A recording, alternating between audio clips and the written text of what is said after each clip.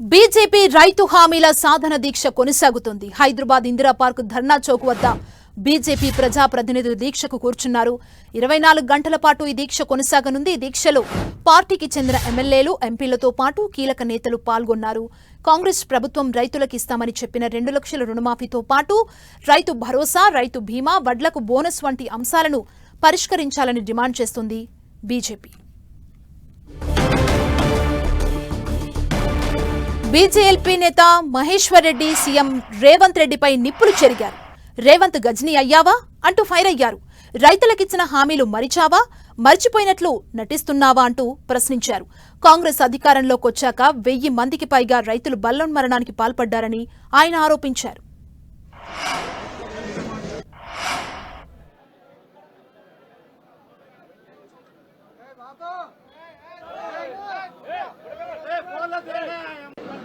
ఈ రాష్ట్ర ప్రభుత్వం ఎన్నో అలవికాని హామీలు ఇచ్చి రైతన్నలను మోసం చేసి ఆ రోజు వరంగల్ డిక్లరేషన్ లో సాక్షాత్ రాహుల్ గాంధీ సమక్షంలో ఈ రాష్ట్రంలో కేవలం అధికారంలోకి రావడానికి ఇచ్చినటువంటి హామీలు దాదాపు 81,000 కోట్ల రూపాయలు ఖర్చు చేసి ఈ రాష్ట్రంలో ప్రతి సంవత్సరం రైతన్నలు ఆదుకుంటామని చెప్పినటువంటి రేవంత్ రెడ్డి గారు ఈ రోజు ఇచ్చిన హామీలు మర్చిపోయారా, లేక మర్చిపోయినట్టు నటిస్తా ఉన్నారా, లేకుంటే నిజంగానే ఈ రోజు గజనిగా మారి మొత్తము గతం మర్చిపోయినారా?